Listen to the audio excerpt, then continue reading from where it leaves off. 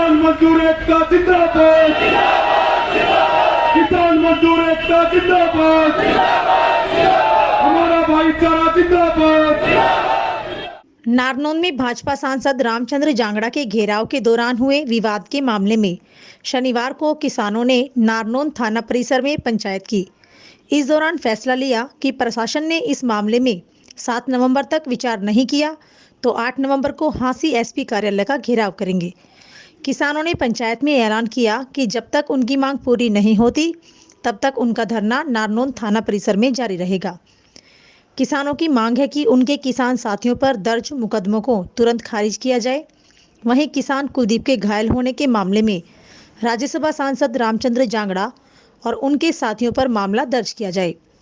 किसानों का कहना है कि कुलदीप सातरोड के साथ शुक्रवार को नारनौंद में आए राज्यसभा सांसद रामचंद्र जांगड़ा के साथियों ने मारपीट की थी, जिसकी वजह से वो घायल हो गया था। लेकिन पुलिस का दावा है कि कुलदीप सातरोड को मिर्गी के दौरे आने की वजह से और दिमाग की नस फटने से वह जमीन पर गिर गया था, जिसके बाद पुलिस ने उन्हें हिसार के निजी अस्पताल में भर्ती करवाया। देखिए, पहली बात तो चर्चा हुई कि हमारी जो कल से मांग रख रही क्या जायज है नाजायज है। हमने पाया कि हमारी कोई बहुत उस तरह की मांग ही नहीं है, बिल्कुल जायज मांग है, क्योंकि विरोध हम कर रहे हैं, प्रजातांत्रिक तरीके से कर रहे हैं, तो हमारे खिलाफ पर्चा दर्ज करना गलत है। और हमारा जो साथी का चोट लगी थी, पहले प्रशासन ने एक बयानबाजी कर करके कह दिया कि इसको ब्रेन हेमरेज हुई, जबकि हमारे पास प्रत्यक्ष दृष्टि हमें मिला कि जांगड़ा साहब की गाड़ी से उनको बट मारा गया। वो एक प्राइवेट आदमी है। लाठी चार्ज की जो बात करेंगे, लाठी चार्ज से उन्हें चोट नहीं लगी, ना लाठी चार्ज हुआ, हमारे साथी बता रहे हैं। तो जांगड़ा साहब की गाड़ी से प्राइवेट आदमी ने चोट मारी है। हमारी मांग है प्रशासन से कि पर्चा दर्ज करके उस आदमी को गिरफ्तार करें। अभी तक इस मामले में कोई शिकायत दी है पुलिस को? अभी हम शिकायत देने वाले हैं। पहले हम सबसे पहले तसल्ली कर लेना चाहते थे कि ये बात अफवाह में तो नहीं है। अभी हमने प्रत्यक्षदर्शी यानी मौके के गवाह जो हैं हमें वो मिल गए हैं, उनके हाथ से भी एप्लीकेशन दिलवाएंगे और उनके घर वालों से दिलवाएंगे। जी, मेन मुख्य फैसला क्या हुआ है अभी आपका? यही तो फैसला है। जो आगे तो देखिए, जब तक मांग नहीं मानी जाती वो फैसले आगे हैं। हाँ, मुख्य मांग नहीं मानी जाती तब तक ये नारनौंद का जो घेराव थाने के चलता रहेगा। आज चलेगा, कल चलेगा। मांग क्या रखी जी? मांग ही तो बताया मैंने, हमारे खिलाफ जो FIR है निरस्त हो, ठीक है, और जो जिस साथी ने उनको चोट मारी है, हमारे किसान भाई को, जो जिसका सारी नसें फटी हुई हैं, जो आज जिंदगी और मौत के बीच जूझ रहा है, उसको बंदूक की बट मार करके जिनको मारने की कोशिश की गई है, वो पर्चा दर्ज हो। ये हमारी मांग जी। ये आंदोलन है जो आपका किसान आंदोलन है, ये राह तो नहीं भटक रहा कहीं? नहीं, कोई रास्ता नहीं भटक रहा। हमें भी कल ऐसा लगा था, उन्होंने जब बयान दिया कि छोटू राम जयंती पे ये लोग नहीं कर रहे, विश्वकर्मा को हम भगवान मानते हैं, और जहाँ भी बीजेपी का लीडर नहीं गया, विश्वकर्मा जयंती हमने खुद ने मनाई है। आप जातीय रंग क्यों दे रहे हैं? रही बात, कहता है हमारे कोई टारगेट किया जा रहा है कि जिस दिन किसानों को गाड़ी देवेंद्र बबलीन दी, वो किस जाति से था? दुष्यंत चौटाला को हम हर रोज घेर रहे हो, किस जाति से? वीरेंद्र सिंह का छोटू राम पार्क में प्रोग्राम नहीं होने दिया, वो किस जाति का था? हमारा, मेरे भाई, विरोध कर रहे हैं बीजेपी और जेजेपी का। बीजेपी और जेजेपी का विरोध करने का एक मकसद है कि हमारी बात सुनी नहीं गई। हमने, हरियाणा के किसान ने मुख्यमंत्री को वोट इसलिए दिया था कि अगर किसी दिन वह केंद्र की सरकार से किसान को कोई बात मनवानी पड़े तो हमारा मुख्यमंत्री हमारा वकील बने, न कि बीजेपी का कार्यकर्ता। हमने दुष्यंत चौटाला का विरोध इसलिए कर रहे हैं कि दुष्यंत चौटाला को किसानों ने वोट इसलिए दी थी, किसी दिन किसान को जरूरत पड़े उनके साथ खड़ा हो, न कि बीजेपी की गोदी में बैठ करके सरकारी भाषा बोले। हमारा विरोध कोई राजनीतिक रंग में नहीं रंगना चाहिए, कोई जाति के रंग में नहीं रंगना चाहिए। हमारी बात नहीं माननी जा रही, इसलिए हम विरोध कर रहे हैं। पुलिस अधीक्षक का घेराव की बात सामने आई है। पुलिस अधीक्षक के घेराव की बात इसलिए सामने आई है, हम 3-4 घंटे से यहाँ बैठे हैं, प्रशासन का कोई साथी यहाँ बात के लिए भी नहीं आया। क्या SP साहिबा यहाँ आकर के बात नहीं कर सकती? SDM यहाँ बात नहीं कर सकता? DC यहाँ बात नहीं कर सकता? हमने 2 ही तो सवाल पूछ रहे थे कि आपने किस बिना पे हमारे ऊपर पर्चा दर्ज कर दिया? आपने किस बिना पे कह दिया कि आप डॉक्टर हैं क्या? आपने कह दिया ब्रेन हेमरेज हुआ इनको, तो आपने कह दिया इनको मिर्गी आ रही है। किस आधार में कह रही हैं आप?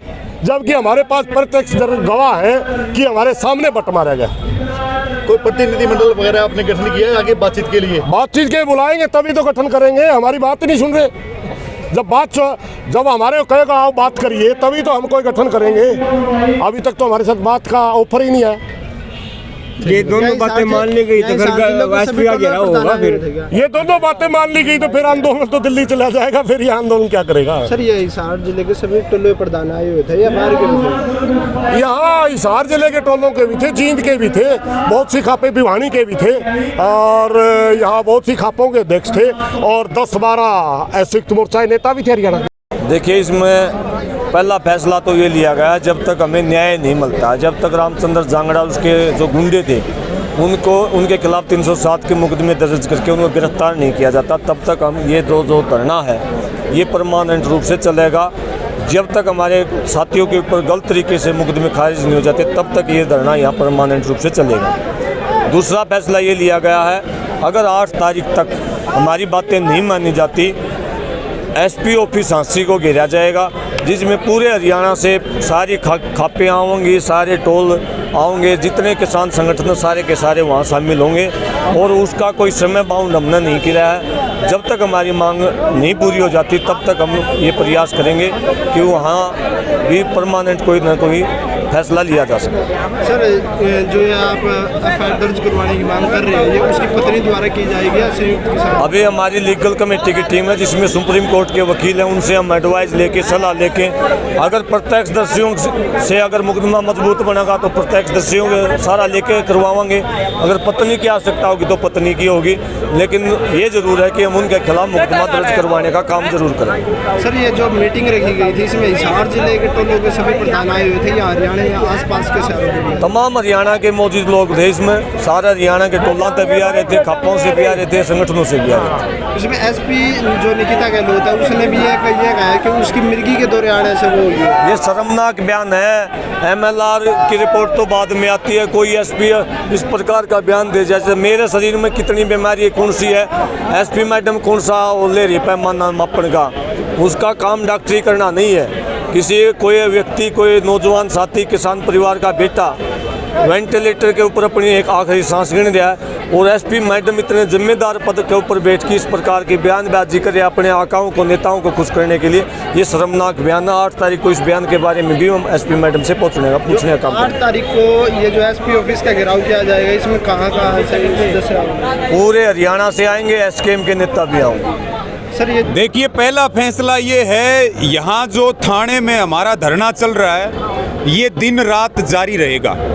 हमारी 2 मुख्य मांगे हैं। जो भाई कुलदीप राणा के ऊपर जो कातिलाना हमला करने वाला सांसद रामचंद्र जांगड़ा और उसके गुंडे, उनके ऊपर 307 का मुकदमा दर्ज हो, उनकी गिरफ्तारी हो, और दूसरा जो हमारे साथियों के ऊपर फर्जी मुकदमा दर्ज किया गया 3 नामजद और 15-20 अन्य, वो वापस लिया जाए।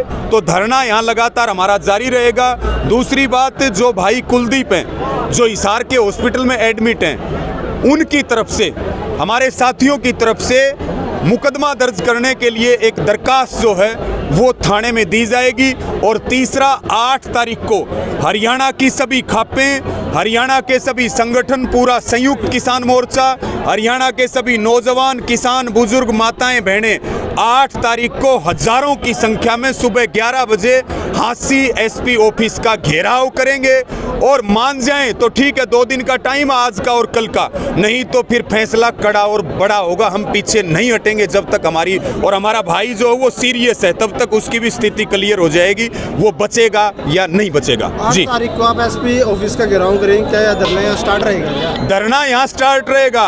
ये हमारी खास बात होती है आंदोलन की, जहाँ हम खुट्टा रोप देते हैं, जब तक वहाँ से फतेह हासिल नहीं कर देते तब तक वहाँ से ना खुट्टा उखाड़ते और ना दरी उठाते। आपने भी कहा है कि गांव में एक युवा टीम तैयार की जाए। जी, युवा टीम किस लिए तैयार की जाए? युवा टीम इसलिए तैयार किया जाए कि बॉर्डरों के ऊपर लगातार संख्या जाए, लगातार राशन जाए, जो संयुक्त किसान मोर्चा की कॉल है उसके ऊपर पूरा काम किया जाए, क्योंकि बहुत जल्दी संयुक्त किसान मोर्चा बड़ा फैसला लेने वाला है। आंदोलन की 1 साल पूरे होने वाली है। आपका नाम? मैं रवि आजाद, युवा प्रदेश अध्यक्ष BKU हरियाणा संयुक्त किसान मोर्चा का सदस्य।